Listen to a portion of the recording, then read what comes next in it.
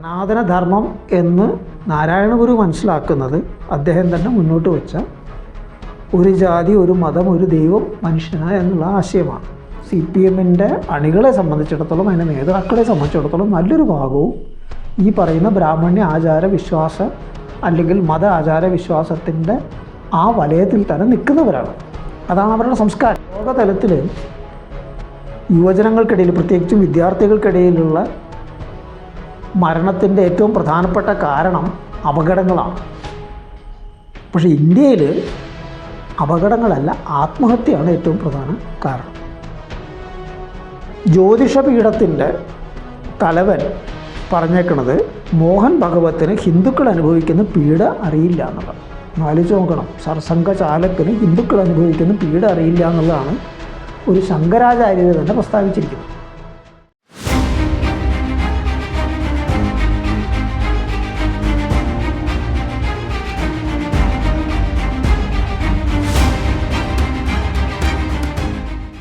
നേരും നിറവും പ്രഭാഷണ പരമ്പരയിലേക്ക് സ്വാഗതം.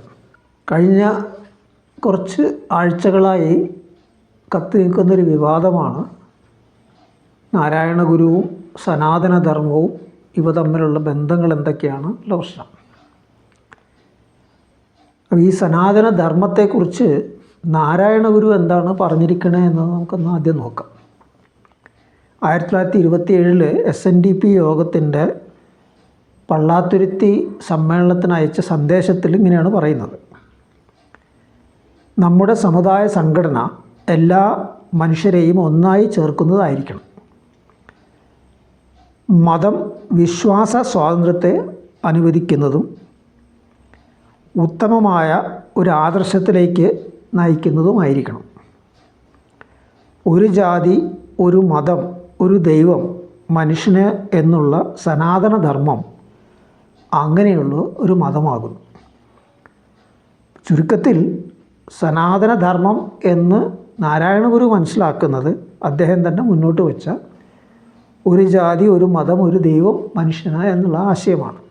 അല്ലാതെ ബ്രാഹ്മണ്യവാദികൾ ഇന്ന് അവകാശപ്പെടുന്നത് പോലെ, ഹിന്ദുത്വവാദികൾ ഇന്ന് അവകാശപ്പെടുന്നത് പോലെ, സ്ഥാപിക്കാൻ ശ്രമിക്കുന്നത് പോലെ ബ്രാഹ്മണ്യമോ ഹിന്ദു മതമോ ഒന്നുമല്ല. ഇനി വേറൊരവസരത്തിൽ സനാതനധർമ്മങ്ങൾ ക്രിസ്തു മതത്തെക്കുറിച്ചും ഇസ്ലാം മതത്തെക്കുറിച്ചൊക്കെ പറയുന്ന സാഹചര്യത്തിൽ അതിലെ ആശയങ്ങളെക്കുറിച്ച് സംസാരിക്കുന്ന സമയത്ത് സാഹോദര്യം, സ്നേഹം എന്നുള്ള ആശയങ്ങൾ അതിലുണ്ട് എന്നുള്ള കാര്യം ചൂണ്ടിക്കാണിച്ചുകൊണ്ട് സനാതനധർമ്മങ്ങൾ എന്നാണ് അതിനെ വിശേഷിപ്പിക്കുന്നത്. സഹോദരൻ അയ്യപ്പൻ ജാതി വേണ്ട, മതം വേണ്ട, ദൈവം വേണ്ട, മനുഷ്യന് എന്നുള്ള പ്രസ്താവനയിലൂടെ നാരായണ ഗുരു മുന്നോട്ട് വെച്ച ആശയത്തിനപ്പുറം കടന്നൊരു നിലപാട് മുന്നോട്ട് വെച്ചപ്പോൾ അതിൽ പ്രതിഷേധിച്ചുകൊണ്ട് ഇങ്ങനെയൊക്കെയാണ് അയ്യപ്പൻ ചെയ്യുന്നത്, ഗുരു ഇടപെടണമെന്ന് ആവശ്യപ്പെട്ട് ചെന്നവരോട് അതിന് വേണം ധർമ്മം എന്നുകൂടി അതിലോടുണ്ടല്ലോ എന്നാണ് നാരായണ ഗുരു പ്രതികരിച്ചത്. അപ്പോൾ ചുരുക്കത്തിൽ ധർമ്മം എന്നുള്ളത് കൊണ്ട് നാരായണ ഗുരു മനസ്സിലാക്കിയതും ഇന്ന് ഇവർ ഈ പറയുന്ന സനാതനധർമ്മം എന്ന് പറയുന്നതും രണ്ടും രണ്ടാണ് എന്നുള്ളത് വളരെ സ്പഷ്ടമാണ്. നാരായണ ഗുരുവിൻ്റെ തന്നെ വാക്കുകൾ വളരെ വ്യക്തമായി നമ്മുടെ മുമ്പിലുള്ളപ്പോൾ ഇല്ലാത്തൊരു കാര്യം പറഞ്ഞ് ഒരു കള്ളക്കഥ ഉണ്ടാക്കുന്ന ബ്രാഹ്മണ്യവാദത്തിൻ്റെ അങ്ങേയറ്റം ഹീനമായ ഒരു കുടിലതന്ത്രമാണ് നമ്മളിവിടുത്തെ കാണാൻ കഴിയുക. ഇത് കേരളത്തിൽ മാത്രമല്ല, ഇന്ത്യൻ എക്സ്പ്രസ്സിലൊക്കെ തന്നെ BJPയുടെ വക്താക്കൾ വലിയ വലിയ ലേഖനങ്ങൾ എഴുതുന്നുണ്ട്. പോയി അയ്യങ്കാളിയെയും സനാതനധർമ്മത്തിൻ്റെ വക്താവാക്കി അവർ പറയുന്ന സനാതനധർമ്മത്തിനെ ബ്രാഹ്മണ്യത്തിൻ്റെ വക്താവായിട്ട് അവതരിപ്പിക്കാനും ശ്രമിക്കുന്നുണ്ട്. ഈ പ്രസ്താവനകൾ നാരായണ ഗുരു നടത്തിയിരിക്കുന്നത് CV കുഞ്ഞിരാമനുമായിട്ടുള്ള സംഭാഷണത്തിലാണ്. ശ്രീനാരായണ ഗുരു വൈഖരി എന്ന ഡോക്ടർ T ഭാസ്കരൻ സംഗ്രഹിച്ച ഗ്രന്ഥത്തിൽ അത് നമുക്ക് കാണാൻ കഴിയും.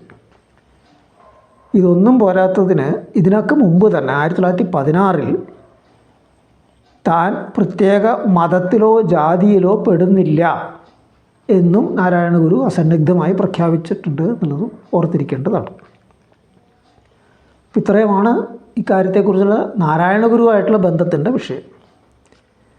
ഇനിയിപ്പോൾ ഇവർ പറയുന്ന സനാതന ധർമ്മം ആണ്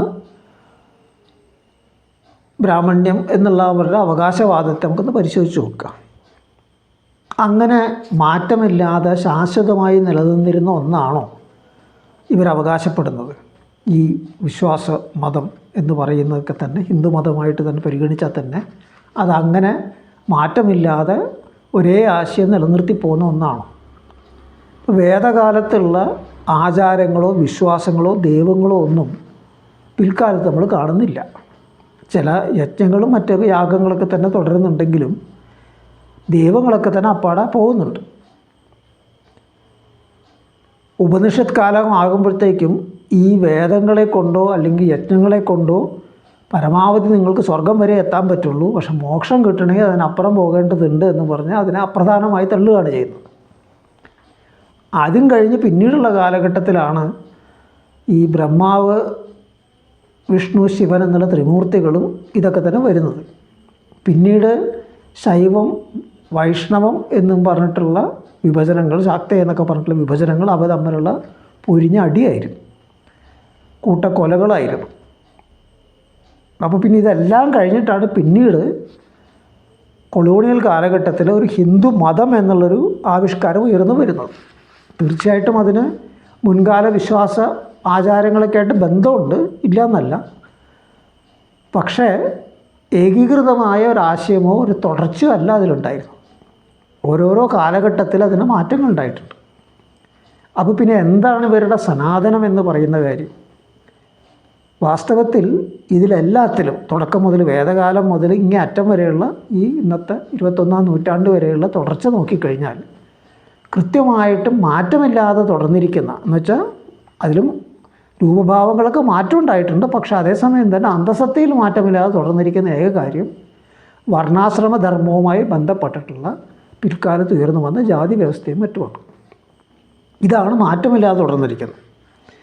ആ മാറ്റമില്ലാതെ തുടർന്നതിൻ്റെ ഒരു തെളിവ് എന്ന് പറയുന്നതാണ് ഈ കഴിഞ്ഞ 10 വർഷങ്ങൾക്കിടയിൽ ദളിത് ആദിവാസികൾക്കെതിരെയുള്ള അക്രമങ്ങളുടെ കേസുകൾ, അതായത് SC/ST അട്രോസിറ്റീസ് ആക്ട് പ്രകാരം ചാർജ് ചെയ്തിരിക്കുന്ന കേസുകളുടെ എണ്ണം ഇരട്ടിച്ചിരിക്കുന്നു എന്നുള്ള യാഥാർത്ഥ്യം.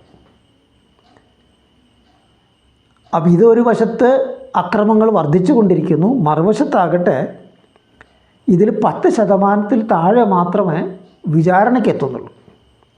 അതിൽ തന്നെ 1/3 മാത്രമേ ശിക്ഷയുണ്ടാകുന്നുള്ളൂ. ആ ശിക്ഷയുടെ എണ്ണം വർഷം തോറും കുറഞ്ഞു വരുന്നതാണ് കാണുന്നത്. അപ്പോൾ ചുരുക്കത്തിൽ തുടർച്ചയുള്ളത് കൂടുതൽ കൂടുതൽ തീവ്രമാകുന്നത് ഈ ജാതി മേധാവിത്വം, ജാതി മർദ്ദനം, മർദ്ദിത ജാതികളോടുള്ള അങ്ങേറ്റം നീചമായ പെരുമാറ്റം, അവരുടെ നേരെയുള്ള അക്രമം, ഇതൊക്കെ തന്നെയാണ് സനാതനമായിട്ടുള്ളത്. അതല്ലാതെ മറ്റൊന്നും തന്നെ അതിലില്ല എന്നുള്ളതാണ് വസ്തുത.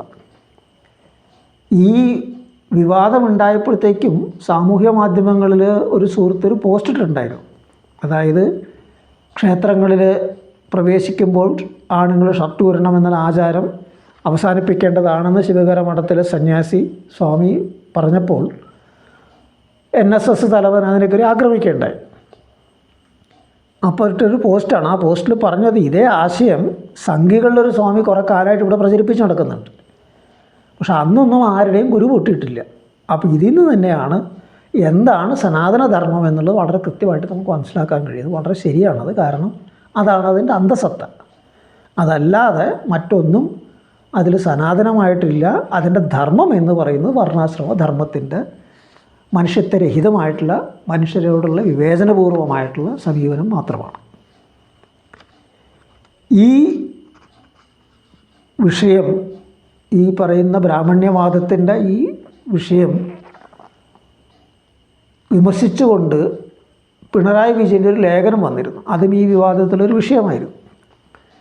അപ്പോൾ ലേഖനം വളരെ നന്നായിട്ടുണ്ടെന്ന് വേണമെങ്കിൽ പറയാം. കാര്യങ്ങളൊക്കെ വളരെ കൃത്യമായിട്ട് പറയുന്നുണ്ട്. പക്ഷേ CPMൻ്റെ പ്രയോഗം എന്താണ്? CPM നേതാക്കന്മാരുടെ, അതിൻ്റെ അണികളുടെയൊക്കെ പ്രയോഗം എന്താണ്? ഒന്നൊഴിയാതെ ബഹുഭൂരിപക്ഷവും, ഒന്നൊഴിയാതെ എന്നല്ല ബഹുഭൂരിപക്ഷവും ഏതെങ്കിലും ജാതി മത സംഘടനകളുടെ അംഗങ്ങളാണ്. അതിൻ്റെ ചിട്ടകളൊക്കെ കൃത്യമായിട്ട് പാലിക്കുന്നവരാണ് അവരുടെ വ്യക്തി ജീവിതത്തിൽ, കുടുംബജീവിതത്തിൽ അതിൽ പൂർണ്ണമായി ആഴ്ന്നിറങ്ങിയിരിക്കുന്നവരുമാണ്. എന്ന് പറയുമ്പോൾ അവരുടെ സാംസ്കാരിക തലം, അവരുടെ സാമൂഹ്യ ചിന്തയുടെ തലത്തിൽ ബ്രാഹ്മണ്യം വളരെ കൃത്യമായി ആഴ്ന്നിറങ്ങിയിട്ടുണ്ട്. ഒരിക്കലും അത് അതിൽ നിന്ന് പുറത്ത് വന്നിട്ടില്ല. വളരെ ചുരുക്കം ആൾക്കാർ മാത്രമേ നിങ്ങൾക്ക് അതിൽ നിന്ന് വ്യത്യസ്തമായി നിൽക്കുന്നവരായിട്ട് കാണാൻ കഴിയുള്ളൂ. അപ്പോൾ ഇത് യാഥാർത്ഥ്യമായിരിക്കെ ഇപ്പുറത്ത് ബ്രാഹ്മണ്യവാദത്തിൻ്റെ നിലപാടുകളെ വിമർശിച്ചുകൊണ്ടും നാരായണ ഗുരുവിനെ അതിനെതിരെ പ്രതിസ്ഥാപിച്ചുകൊണ്ടൊക്കെ പിണറായി വിജയൻ നടത്തുന്ന പ്രസ്താവന വളരെ കൃത്യമായിട്ടൊരു അവസരവാദമാണ് നമുക്ക് കാണാൻ കഴിയും. കാരണം ശിവഗിരി മഠത്തിലെ സ്വാമിയുടെ ഈ പ്രസ്താവനയ്ക്കെതിരെയുള്ള പ്രതികരണത്തിൽ ഇടപെട്ടുകൊണ്ട് അത് ഒരു വോട്ട് ബാങ്ക്, ഈഴവ വോട്ട് ബാങ്കിനെ സ്വാധീനിക്കാനുള്ള ശ്രമത്തിനപ്പുറം യാതൊരു തരത്തിലുള്ള സത്യസന്ധതയും ആ ലേഖനത്തിൻ്റെ നിലപാടുകളില്ല എന്നുള്ളതാണ് വസ്തുത. ഈ വസ്തുതയായിട്ട് ബന്ധിപ്പിച്ച് വേണം നമുക്ക് CPMൻ്റെ അകത്ത് നടക്കുന്ന പടലപ്പിണക്കങ്ങളുടെ സ്വഭാവത്തിലേക്ക് കടക്കാനായിട്ട്. CPMൻ്റെ സമ്മേളനങ്ങൾ നടന്നുകൊണ്ടിരിക്കുകയാണ്. ആ സമ്മേളനങ്ങളിൽ പലയിടത്തും നല്ല പൊരിഞ്ഞ് അടിയാവുന്നുണ്ട്. ചിലയിടത്ത് സമാന്തര സമ്മേളനങ്ങൾ തന്നെ നടക്കുന്നുണ്ട്. പലരും കമ്മിറ്റികൾ സ്ഥാനമാനം കിട്ടാത്തതിൻ്റെ പേരിൽ തെറ്റിപ്പിരിയുന്നുണ്ട്, അല്ലെങ്കിൽ പൊതുയോഗങ്ങളിൽ പങ്കെടുക്കാതെ വിട്ടു നിൽക്കുന്നുണ്ട്. അങ്ങനെയൊക്കെയാണ് വാർത്തകൾ വന്നുകൊണ്ടിരിക്കുന്നത്. ഇനി വിട്ടു പോകുന്നവരോ, അവർ ചിലരൊക്കെ നേതൃത്വ തലത്തിലുള്ള ആൾക്കാരൊക്കെ കുറേ കാലമായി CPMൻ്റെ നേതാക്കളായിരുന്നവരൊക്കെ തന്നെ BJPയിലേക്കാണ് പോകുന്നത്. അപ്പോൾ ഞാൻ നേരത്തെ പറഞ്ഞൊരു വിഷയം, അതായത് CPMൻ്റെ അണികളെ സംബന്ധിച്ചിടത്തോളം, അതിൻ്റെ നേതാക്കളെ സംബന്ധിച്ചിടത്തോളം നല്ലൊരു ഭാഗവും ഈ പറയുന്ന ബ്രാഹ്മണ്യ ആചാര വിശ്വാസ അല്ലെങ്കിൽ മത ആചാര വിശ്വാസത്തിൻ്റെ ആ വലയത്തിൽ തന്നെ നിൽക്കുന്നവരാണ്. അതാണ് അവരുടെ സംസ്കാരം. അല്ലാതെ കമ്മ്യൂണിസ്റ്റ് സംസ്കാരമൊന്നും അല്ല, ഭൗതികവാദ സംസ്കാരമല്ല. അപ്പോൾ അതുകൊണ്ട് തന്നെ അവരെ സംബന്ധിച്ചിടത്തോളം അങ്ങോട്ടും ഇങ്ങോട്ടും മാറുന്നത് ബുദ്ധിമുട്ടല്ല. ഈ സമ്മേളനങ്ങളിൽ ഈ പറയുന്ന പടലപ്പിണക്കങ്ങളും തെറ്റിപ്പിരിയലുകളും കാര്യങ്ങളും ശ്രദ്ധിച്ചാൽ കാണാൻ കഴിയും, വ്യക്തിപരമായ പ്രശ്നങ്ങളാണ് ഇതിലൊക്കെ മുഴച്ചു നിൽക്കുന്നത്. ഇതിനു മുമ്പ് തെരഞ്ഞെടുപ്പ് രാഷ്ട്രീയത്തിൽ സ്വീകരിക്കേണ്ട അടവുകളെക്കുറിച്ചുള്ള തർക്കങ്ങൾ ഉണ്ടായിട്ടുണ്ട്. അതേപോലെ തന്നെ മൊത്തം പ്രവർത്തനങ്ങളിൽ CITUവിനെ പോലുള്ള സംഘടിത പ്രസ്ഥാനങ്ങൾക്ക് ഉണ്ടാകേണ്ട സ്ഥാനത്തെക്കുറിച്ചുള്ള തർക്കങ്ങൾ ഉണ്ടായിട്ടുണ്ട്. അതിൻ്റെ പേരിലൊക്കെ തെറ്റിപ്പിരിയലുണ്ടായിട്ടുണ്ട്. പക്ഷെ ഇപ്പോൾ അതൊന്നും അല്ല വിഷയം. ഇമാരികൾ ഒരു കാര്യവും അതിൽ വിഷയമാകുന്നില്ല. വ്യക്തിപരമായ വിഷയങ്ങൾ മാത്രമാണ് മുഴച്ചു നിൽക്കുന്നത്. അപ്പോൾ ഇങ്ങനെ ഈ വ്യക്തിപരമായ കാര്യങ്ങളിലേക്ക് ഓരോരുത്തരും കട്ടതും കക്കാത്തതിൻ്റെയും കാര്യങ്ങളെക്കുറിച്ച്, അല്ലെങ്കിൽ സ്ഥാനമാനങ്ങൾ ഉപയോഗിച്ച് നടത്തിയിരിക്കുന്ന അഴിമതിയെക്കുറിച്ചുള്ള തർക്കങ്ങളിലേക്ക് വിഷയം എന്തുകൊണ്ട് ചുരുങ്ങുന്നു? കമ്മ്യൂണിസ്റ്റ് പാർട്ടി എന്ന് അവകാശപ്പെടുന്നൊരു സംഘടനയാണല്ലോ. ആ സംഘടന ഇന്നാകട്ടെ ഫാസിസത്തിൻ്റെ അതിശക്തമായ, ബ്രാഹ്മണ്യ ഹിന്ദുത്വ ഫാസിസത്തിൻ്റെ ശക്തമായ ഭീഷണി നിലനിൽക്കുന്ന ഒരു സാഹചര്യത്തിൽ, അതിൻ്റെ അക്രമങ്ങൾ തീവ്രമാകുന്ന ഒരു സാഹചര്യത്തിൽ അതിൽ ചർച്ചകൾ കേന്ദ്രീകരിക്കുന്നതിന് പകരം, അതല്ലെങ്കിൽ സംസ്ഥാന സർക്കാരിൻ്റെ തന്നെ നില അപകടത്തിലാക്കുന്ന രീതിയിൽ വിവേചനപൂർവ്വമായിട്ടുള്ള കേന്ദ്രത്തിൻ്റെ ഇടപാടുകൾ നടന്നുകൊണ്ടിരിക്കുന്ന ഒരു സാഹചര്യത്തിൽ അത് വിഷയമാക്കുന്നതിന് പകരം എന്തുകൊണ്ടാണ് ഇത്തരം വ്യക്തിപരമായ വിഷയങ്ങൾ മുൻപന്തിയിലേക്ക് വരുന്നത്? CPMൻ്റെ നേതൃത്വത്തിൻ്റെ വർഗ സ്വഭാവത്തിലും അതിൻ്റെ സാമൂഹ്യ അടിത്തറയുടെ സ്വഭാവത്തിലും വന്നിരിക്കുന്ന മാറ്റമാണ് അതിന് പ്രധാന കാരണം. ഈ നേതൃത്വ തലത്തിലുള്ള വർഗ സ്വഭാവത്തെക്കുറിച്ച് ഇതിനു മുമ്പ് തന്നെ, വളരെ കാലങ്ങൾക്ക് മുമ്പ് തന്നെ മാവോയിസ്റ്റുകൾ ചൂണ്ടിക്കാണിച്ചൊരു കാര്യമുണ്ട്. ഇതൊരു ട്രേഡ് യൂണിയൻ മുതലാളിത്തമായി മാറിയിരിക്കുന്നു, ആ വർഗത്തിൻ്റെ പ്രതിനിധികളായിട്ട് മാറിയിരിക്കുന്നു, അല്ലെങ്കിൽ സോഷ്യൽ മുതലാളിത്തത്തിൻ്റെ പ്രതിനിധികളായിട്ട് മാറിയിരിക്കുന്നു എന്നാണ് പറഞ്ഞിരുന്നത്. അതായത് മൂലധന മുതലാളിത്തം എന്ന് പറയുന്നത് മൂലധനത്തിനെ ആശ്രയിച്ചിട്ടാണല്ലോ അത് ചൂഷണം നടത്തുന്നത്. മൂലധനം മുടക്കിക്കൊണ്ട് ചൂഷണം നടത്തുന്നത്. മൂലധനത്തിന് പകരം തൊഴിലാളികളുടെ, അല്ലെങ്കിൽ തങ്ങൾ സംഘടിപ്പിച്ചിരിക്കുന്ന ജനവിഭാഗങ്ങളുടെ ആ സംഘശക്തിയെ മൂലധനമാക്കിക്കൊണ്ട് അതിനെ ആശ്രയിച്ചുകൊണ്ട് ചൂഷണം നടത്തുന്നൊരു വിഭാഗം എന്ന നിലയ്ക്കാണ് മാവോയിസ്റ്റുകൾ വരെ ട്രേഡ് യൂണിയൻ മുതലാളിമാർ അല്ലെങ്കിൽ സോഷ്യൽ മുതലാളിമാരെന്ന് വിശേഷിപ്പിച്ചിരുന്നു. ധാരാളം ഉദാഹരണങ്ങളുണ്ട്. ഉദാഹരണത്തിന് ചെത്തൊഴിലാളി യൂണിയൻ അബ്കാരി ലേലം എടുക്കുന്നു, അല്ലെങ്കിൽ കൺസ്ട്രക്ഷൻ മേഖലയിലുള്ള തൊഴിലാളി സംഘടന കൺസ്ട്രക്ഷൻ പണിയുടെ കൊട്ടേഷൻ എടുക്കുന്നു, മൺപണിയുടെ കൊട്ടേഷൻ എടുക്കുന്നു. ഇങ്ങനെ ധാരാളം ഉദാഹരണങ്ങൾ നമുക്ക് കാണാൻ കഴിയുമായിരുന്നു. വാസ്തവത്തിൽ ഇന്ത്യയിൽ നിലനിൽക്കുന്ന ഉദ്യോഗസ്ഥ മേധാവിത്വ മുതലാളിത്തത്തിൻ്റെ, സാമുറായിത്വ സൃഷ്ടിയായിട്ടുള്ള ഉദ്യോഗസ്ഥ മേധാവിത്വ മുതലാളിത്തത്തിൻ്റെ ഒരു വകഭേദം തന്നെയാണത്. സഹകരണ സംഘങ്ങളിലൂടെ ആയാലും കൊള്ളാം, ഇത്തരത്തിലുള്ള സംഘശക്തിയാണ് അവിടെയും ഉപയോഗിക്കുന്നത്. പിന്നീട് സഹകരണ സംഘങ്ങളുടെ മുൻകൈയിൽ തന്നെ സ്ഥാപിച്ച വ്യവസായങ്ങളും മറ്റും ധാരാളം ഉണ്ടായിരുന്നു, ഇപ്പോഴും ഉണ്ട് കുറേ. കശുവണ്ടി വ്യവസായം, കയർ വ്യവസായം, അങ്ങനെ പല പല മേഖലകളിൽ സഹകരണ സംഘങ്ങളായിട്ട് സ്ഥാപിച്ച വ്യവസായങ്ങളുണ്ടായിരുന്നു. ഇതിലൊക്കെ തന്നെ അതിനെ നിയന്ത്രിക്കുന്നവർ നല്ല തോതിൽ അതിൻ്റെ ചൂഷണത്തിൽ പങ്കാളികൾ മറ്റും പങ്കുപറ്റുകയും ചെയ്യുന്നൊരവസ്ഥയുണ്ടായി. അവരുടെ സാമ്പത്തിക ആസ്തിയുടെ വർധനവിൽ നിന്ന് തന്നെ അത് വളരെ പ്രകടമായിരുന്നു. പടിക്ക് പടി അവർ വളർന്നു വരുന്നത് എങ്ങനെയാണത്. പക്ഷേ പിന്നീട് 90-കൾക്ക് ശേഷം ഇതിലൊരു മാറ്റം സംഭവിക്കുന്നുണ്ട്. കാരണം 90-കൾ വരുന്നതോടുകൂടി ഈ ആഗോളവൽക്കരണം, സ്വകാര്യവൽക്കരണം ഉൾപ്പെടെയുള്ള കാര്യങ്ങളൊക്കെ വരുന്നതോടുകൂടി, നവലിബറൽ നയങ്ങൾ വരുന്നതോടുകൂടി ഈ പഴയ ഏർപ്പാട് തുടരാൻ പറ്റില്ല എന്ന്, അധികം കാലം നിലനിർത്താൻ പറ്റില്ല എന്ന് അതിൻ്റെ നേതൃത്വ തലത്തിൽ തന്നെ ബോധ്യപ്പെടുന്നൊരവസ്ഥ ഉണ്ടായിരുന്നു. അതിൻ്റെ ഭാഗമായിട്ടാണ് ജനകീയ ആസൂത്രണത്തിലേക്ക് തിരിഞ്ഞത്. കാരണം സർക്കാരിൻ്റെ ഫണ്ടുകൾ ഇനി കാര്യമായിട്ടൊന്നും വരാൻ പോകുന്നില്ല. അപ്പോൾ പിന്നെ പുതുതായിട്ട് എങ്ങനെ ആസ്തികൾ അല്ലെങ്കിൽ വിഭവസമാഹരണം നടത്താൻ പറ്റും? അതിന് പഞ്ചായത്തുകളുടെ വിഭവങ്ങളെക്കുറിച്ച് കൃത്യമായിട്ടൊരു ചിത്രം രൂപീകരിച്ച് കഴിഞ്ഞാൽ അതിനെ പണയപ്പെടുത്തിക്കൊണ്ട് അല്ലെങ്കിൽ അതിനെ ആസ്തിയായി നിലനിർത്തിക്കൊണ്ട് തന്നെ പുതിയ ഫണ്ടുകൾ സ്വരൂപിക്കാനും വികസനം നടത്താനും കഴിയുന്നൊരു ദിശയിലേക്ക് കാര്യങ്ങൾ നീക്കണം, സംഘശക്തി ആ രീതിയിലേക്ക് ഉപയോഗിക്കാൻ കഴിയണം എന്നുള്ളൊരു നയമായിരുന്നു അതിൽ വന്നത്. പക്ഷെ അതും അധികം കാലം മുന്നോട്ട് പോയില്ല.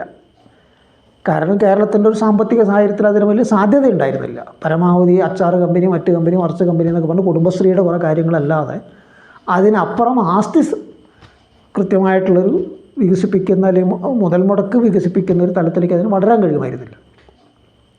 അപ്പോൾ ഈ ഘട്ടത്തിലാണ് ടൂറിസവുമായി ബന്ധപ്പെട്ടിട്ടുള്ള പുതിയ മേഖലകളിലേക്ക് അല്ലെങ്കിൽ IT ആയിട്ട് ബന്ധപ്പെട്ടിട്ടുള്ള പുതിയ മേഖലകളിലേക്കുള്ള മാറ്റം ആവശ്യമാണ് എന്ന നിലയ്ക്കുള്ള നീക്കം വരുന്നത്. കണ്ണൂർ ലോബി എന്ന് പറയുന്നതിൻ്റെ പ്രത്യേകത അതായിരുന്നു.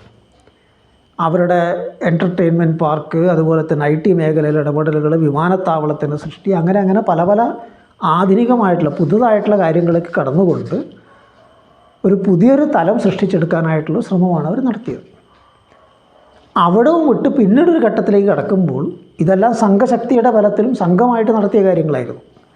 അവിടം വിട്ട് പിന്നെ ഇത് വ്യക്തിപരമായിട്ട് ആസ്തി സമ്പാദിക്കുന്നതിലേക്കും മറ്റുമായിട്ട് ചുരുങ്ങുന്നുണ്ട്. നേരത്തെയും ഈ പറയുന്ന സഹകരണ സംഘങ്ങളിലൂടെയും മറ്റുള്ള ട്രേഡ് യൂണിയൻ മുതലാളിമാരിലൂടെയും നേതാക്കന്മാർ സമ്പന്നരായിരുന്നു. പക്ഷേ ആ സമ്പത്തിനെ ഒതുക്കിയാണ് കൈകാര്യം ചെയ്തിരുന്നത്.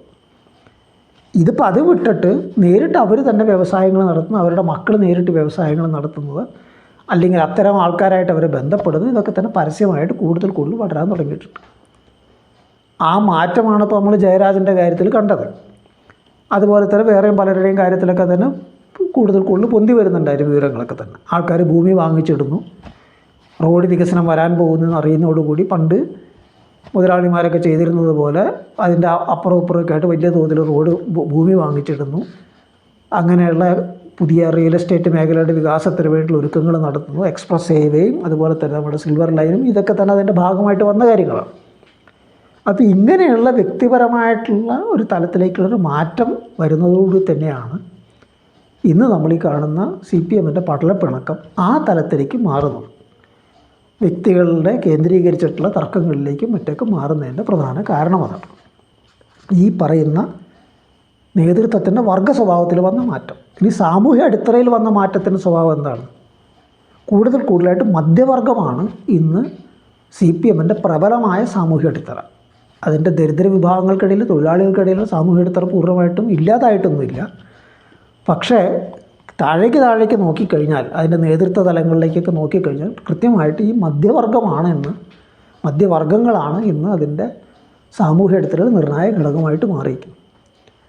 അതുകൊണ്ട് തന്നെ വീണ്ടും ഞാൻ നേരത്തെ പറഞ്ഞൊരു കാര്യം, അതായത് ജാതി മത സംഘടനകളിലെ അംഗത്വം അതിൻ്റെ ജീവിത ശൈലിയിൽ അതിനെ സ്വാംശീകരിക്കുന്ന അവസ്ഥ, അവരുടെ ബന്ധങ്ങളിലും അതുപോലെ തന്നെ ചടങ്ങുകളിലൊക്കെ തന്നെ അതിന് വലിയ പങ്ക് വരുന്ന അവസ്ഥ ഈ പറയുന്ന വർഗത്തിൻ്റെയും കൂടി സവിശേഷ സ്വഭാവമായിട്ടും കൂടി ബന്ധപ്പെട്ട് വരുന്നൊരു കാര്യമാണ്. ഇന്ന് സംസാരിക്കാനുള്ള മറ്റൊരു വിഷയം വിദ്യാർത്ഥികളുടെ നേരിടുന്നൊരു ഭീകരമായൊരവസ്ഥയെക്കുറിച്ചാണ്. യുവജനങ്ങൾ നേരിടുന്നൊരു ഭീകരമായൊരവസ്ഥയെക്കുറിച്ച്. ലോകതലത്തിൽ യുവജനങ്ങൾക്കിടയിൽ, പ്രത്യേകിച്ചും വിദ്യാർത്ഥികൾക്കിടയിലുള്ള മരണത്തിൻ്റെ ഏറ്റവും പ്രധാനപ്പെട്ട കാരണം അപകടങ്ങളാണ്. പക്ഷേ ഇന്ത്യയിൽ അപകടങ്ങളല്ല, ആത്മഹത്യയാണ് ഏറ്റവും പ്രധാന കാരണം.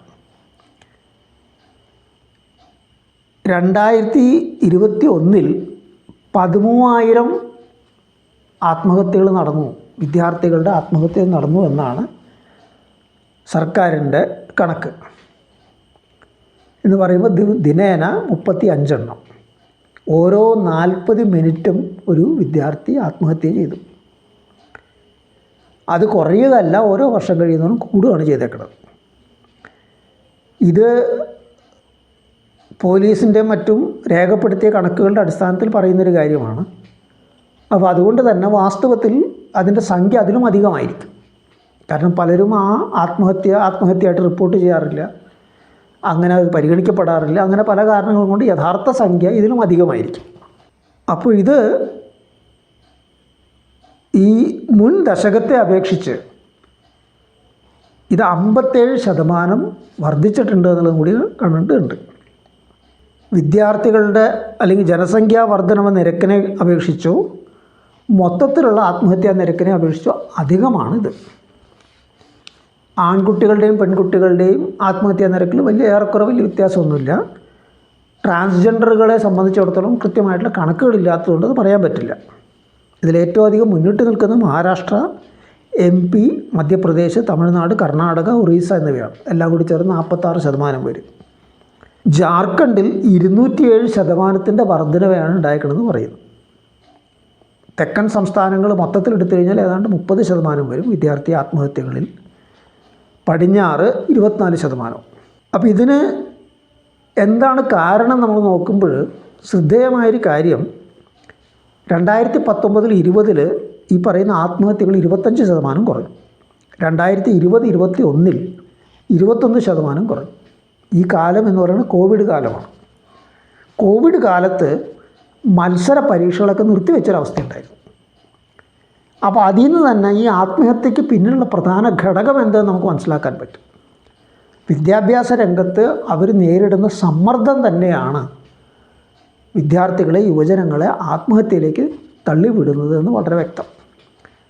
പുതിയ സാമ്പത്തിക നയം, പുതിയ വിദ്യാഭ്യാസ നയം എന്നൊക്കെ പറഞ്ഞിട്ട് പലതും പടച്ചു വിടുന്നുണ്ടെങ്കിൽ തന്നെയും ഫലത്തിൽ അത് കൂടുതൽ അപകടകരമായൊരവസ്ഥയാണ് സൃഷ്ടിക്കുന്നത്.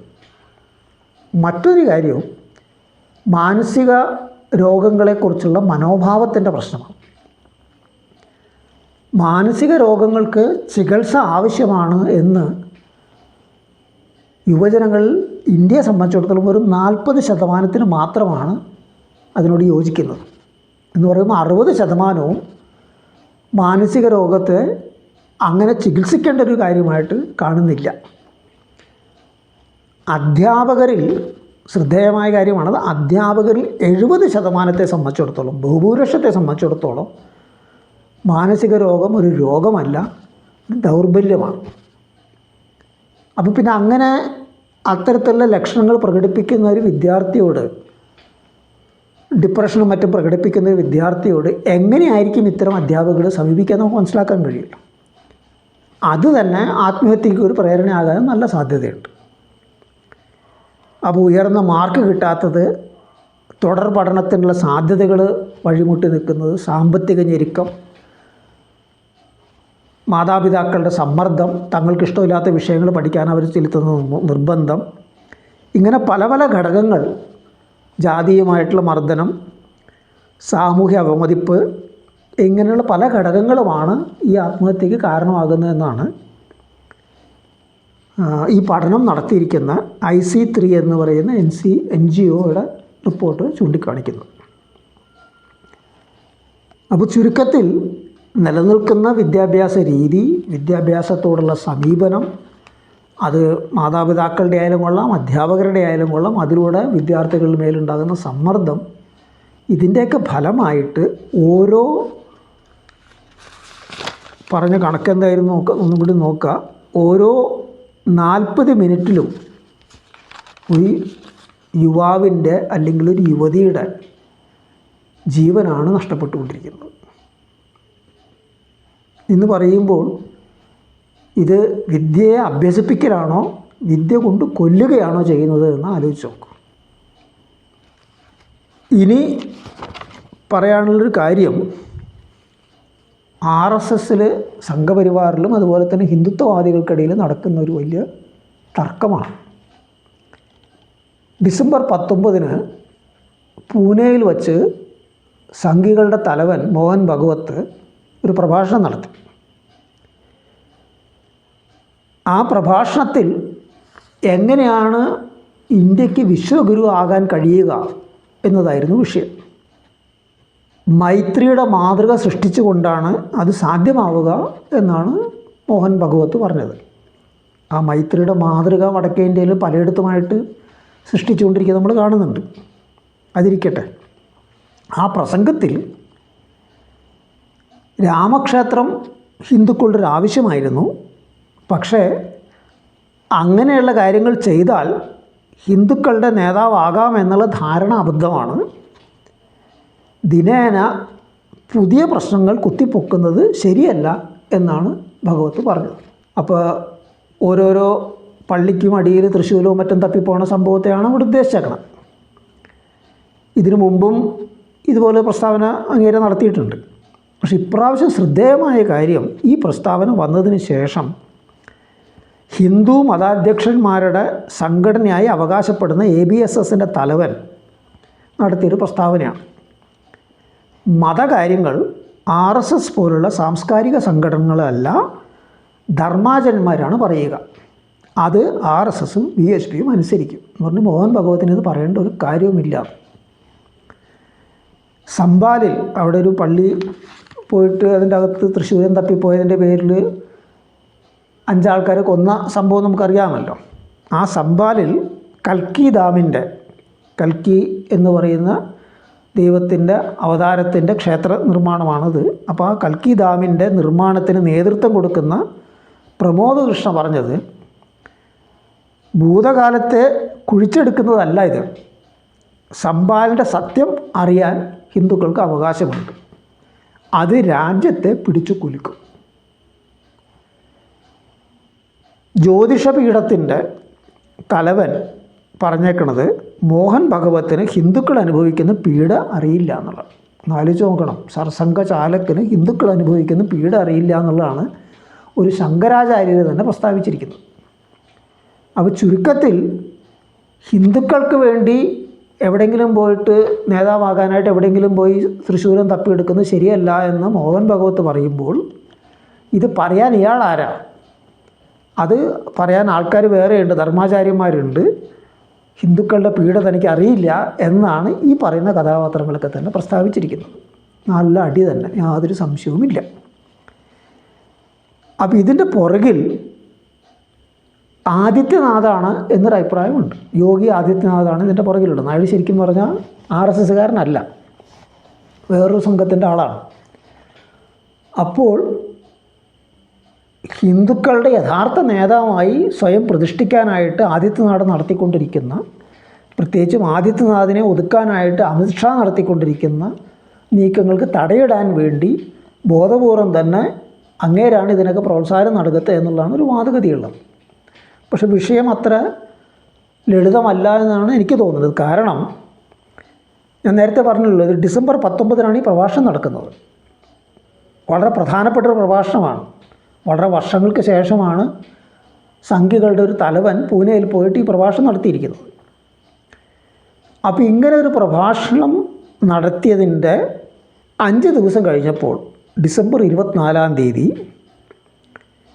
ആണ് ഞാൻ നേരത്തെ പറഞ്ഞ സംബാലിലെ കൽക്കി ഡാമിൻ്റെ നിർമ്മാണത്തിന് നേതൃത്വം കൊടുക്കുന്ന പ്രമോദ് കൃഷ്ണയുടെ അഭിപ്രായം RSSൻ്റെ ഈ സംഘികളുടെ ഇംഗ്ലീഷ് മുഖപത്രമായിട്ടുള്ള ഓർഗനൈസറിൽ വരുന്നത്. ഡിസംബർ 24 മോഹൻ ഭഗവത്തിൻ്റെ പ്രസംഗം 19 അയാളുടെ പ്രസംഗത്തിൻ്റെ വിവരങ്ങൾ, അയാളുടെ പ്രസ്താവനയുടെ വിവരങ്ങൾ വരുന്നത് 24 മോഹൻ ഭഗവത്തിൻ്റെ പ്രസംഗം ഓർഗനൈസറിൽ വരുന്നത് ജനുവരി 3. അപ്പോൾ അതിൻ്റെ ഇടയ്ക്ക് തന്നെ ഈ വിഷയം, വിവാദമായ വിഷയമൊക്കെ മറ്റു പത്രങ്ങളൊക്കെ റിപ്പോർട്ട് ചെയ്ത് കഴിഞ്ഞിരിക്കുന്നു. അപ്പോൾ ആ റിപ്പോർട്ടെല്ലാം വന്നു കഴിഞ്ഞപ്പോൾ അതിൻ്റെ യഥാർത്ഥ വസ്തുതകൾ വ്യക്തമാക്കാൻ വേണ്ടിയാണ് എന്ന് പറഞ്ഞുകൊണ്ടാണ് ഓർഗനൈസർ മോഹൻ ഭഗവത്തിൻ്റെ പ്രസംഗം പ്രസിദ്ധീകരിക്കുന്നത്. അത് ജനുവരി 4. ജനുവരി 3 അല്ല ക്ഷമിക്കണം, അത് ജനുവരി 3-നാണ് ഓർഗനൈസറിൽ വരുന്നത്. ജനുവരി 4 സംഘികളുടെ ഹിന്ദി മുഖപത്രമായിട്ടുള്ള പാഞ്ചജന്യത്തിലും ഈ പ്രസംഗം വരുന്നുണ്ട്. പക്ഷേ പാഞ്ചജന്യത്തിൽ വന്നിരിക്കുന്ന പ്രസംഗത്തിൽ ഈ പറയുന്ന പരാമർശങ്ങളൊന്നുമില്ല. ഹിന്ദുക്കളുടെ നേതാവാകാനായിട്ട് അവിടെ ഇവിടെയൊക്കെ പോയി പ്രശ്നം കുത്തിപ്പൊക്കുന്നത് ശരിയല്ല എന്നൊക്കെയുള്ള ഭാഗങ്ങളൊക്കെ ഒഴിവാക്കി ആണത് കൊടുത്തിരിക്കുന്നത്. അവ ചുരുക്കത്തിൽ സംഘികൾക്കിടയിൽ തന്നെ ഭാഗവത്തിൻ്റെ നിലപാടിനോട് എതിർപ്പുള്ളൊരു സെക്ഷൻ ഉണ്ട് എന്നും മാത്രമല്ല എതിർപ്പ് പച്ചയായി പ്രകടിപ്പിക്കാൻ തന്നെ അവർ തുടങ്ങിയിരിക്കുന്നു എന്നുള്ളതിൻ്റെ ലക്ഷണമാണ്. കാരണം സംഘികളുടെ മുഖപത്രത്തിലാണ് ഇതൊക്കെ നടക്കണമെന്ന് ഓർക്കണം, ഏതെങ്കിലും ഒരു ഹിന്ദുത്വവാദിയുടെ പത്രത്തിലൊന്നുമല്ല.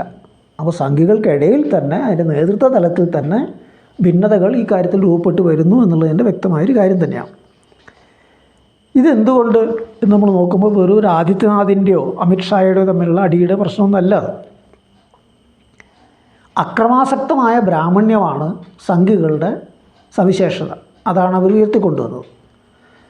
പ്രത്യേകിച്ചും അവർ അധികാരത്തിൽ വന്നതോടുകൂടി അതിന് എല്ലാവിധത്തിലുള്ള ശക്തമായ ഒരു നീക്കം അവർ നടത്തിയിട്ടുണ്ട്. അത് ഭരണവർഗങ്ങളുടെ ഒരർത്ഥത്തിൽ ആവശ്യവുമായിരുന്നു. പക്ഷെ കഴിഞ്ഞ കുറച്ച് വർഷങ്ങളായിട്ട് ഹിന്ദുത്വത്തെ ഫലത്തിൽ പ്രഖ്യാപനത്തിൽ ഹിന്ദു രാഷ്ട്രമായിട്ടില്ലെങ്കിൽ ഫലത്തിൽ ഇതിനെ ഒരു ഹിന്ദു രാഷ്ട്രമാക്കി മാറ്റിയിരിക്കുന്നു. അതിനെ ഇനി ആർക്കും അവഗണിക്കാൻ കഴിയില്ല എന്നുള്ള അവസ്ഥ സൃഷ്ടിച്ചിരിക്കുന്നു. അതുകൊണ്ട് മുമ്പത്തെ പോലെ അങ്ങനെ അക്രമാസക്തമായൊരു ബ്രാഹ്മണ്യത്തിൻ്റെ പ്രകാശനം ഇനി ആവശ്യമില്ല എന്നൊരു അഭിപ്രായം സംഘികൾക്കിടയിൽ ഉയർന്നു വന്നിട്ടുണ്ട്. ഇതിനു മുമ്പ് ഞാൻ ചൂണ്ടിക്കാണിച്ചൊരു കാര്യമാണ്.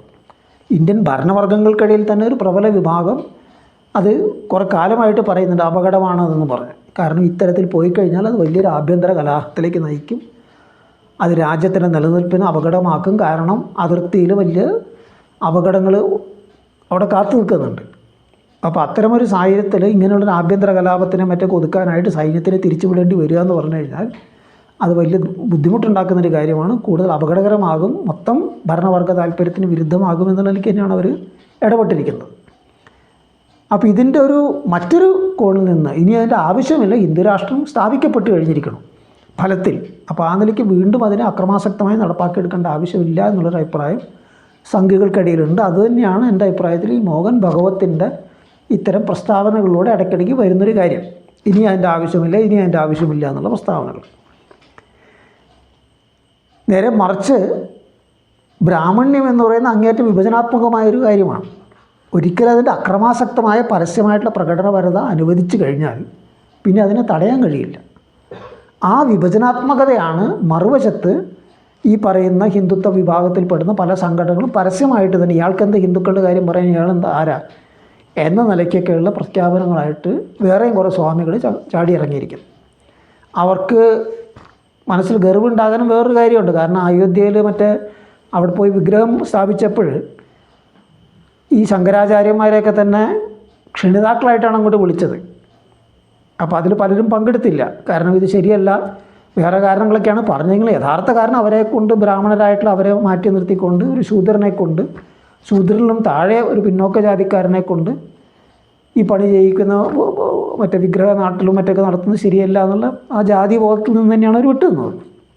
അപ്പോൾ ആ ഒരു കെറിവ് അവരുടെ മനസ്സിലുണ്ട്. ഈ സാഹചര്യം കൂടി വന്നു കഴിഞ്ഞപ്പോഴത്തേക്കും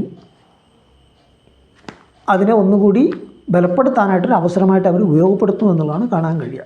അപ്പോൾ ചുരുക്കത്തിൽ ബ്രാഹ്മണ്യത്തിൻ്റെ അകത്തുള്ള വൈരുദ്ധ്യങ്ങൾ, ബ്രാഹ്മണ്യവാദത്തിൻ്റെ അക്രമാസക്തമായതും വരുമ്പോൾ തന്നെ ആന്തരികമായ ദുർബലമാണ്, വിഭജനാത്മകമാണ്. അതുകൊണ്ട് തന്നെ കൃത്യമായ ജാതി നശീകരണത്തിൻ്റെ ജനാധിപത്യവൽക്കരണത്തിന് നിലപാടുകൾ സ്വീകരിച്ചു കഴിഞ്ഞാൽ അതിൻ്റെ സാമ്രാജ്യത്വ വിധേയത്വവും ഇന്നത്തെ കാലത്ത് നവലിബറൽ വിധേയത്വവും തുറന്നു കാട്ടിക്കൊണ്ട് ഭരണവർഗങ്ങളുടെ ആകമൊത്തത്തിലുള്ള പ്രതിസന്ധി അല്ലെങ്കിൽ അത് നേരിടുന്ന ബുദ്ധിമുട്ടുകൾ ഇതിനെ മറികടക്കാനായിട്ടാണ് ഈ ആശയശാസ്ത്രം ഇത്ര അക്രമാസക്തമായിട്ട് വരുന്നത് എന്നുള്ള കാര്യം മുൻനിർത്തി അതിനെ എതിർക്കുകയാണെങ്കിൽ, ഒരു വർഗ നിലപാടിൽ നിന്നുകൊണ്ട് ജാതി നശീകരണത്തിനെ ഉൾക്കൊള്ളിച്ചുകൊണ്ട് എതിർക്കുകയാണെങ്കിൽ അതിനെ പരാജയപ്പെടുത്താൻ കഴിയും, അതിൻ്റെ ആക്രമണങ്ങളെ തടയാൻ കഴിയുമെന്നുള്ളതിൻ്റെ ഒരു തെളിവ് കൂടിയാണ് ഇവർക്കിടയിൽ നടക്കുന്ന ഈ അടിപിടി. ഇനി അവസാനമായിട്ട് നേരത്തെ ഒരാളെക്കുറിച്ച് പറഞ്ഞല്ലോ, കൽക്കി ഡാമിൻ്റെ നിർമ്മാണം, അതിന് പോയിട്ട് കല്ലിട്ടിരിക്കുന്നത് മോഡിയാണ്. അപ്പോൾ ഈ കൽക്കി അവതാരം എന്ന് പറയുന്നത് എന്താണെന്ന് കൂടെ അറിഞ്ഞിരിക്കുന്നത് നന്നായിരിക്കും. കലിയുഗത്തിൽ സംഭവിക്കുന്ന അപജയങ്ങൾ അവസാനിപ്പിച്ച് വർണ്ണാശ്രമ ധർമ്മവും സ്ത്രീകളുടെ നല്ല നടപ്പും പുനഃസ്ഥാപിക്കാൻ വേണ്ടിയാണത്രേ കൽക്കിയുടെ അവതാരം.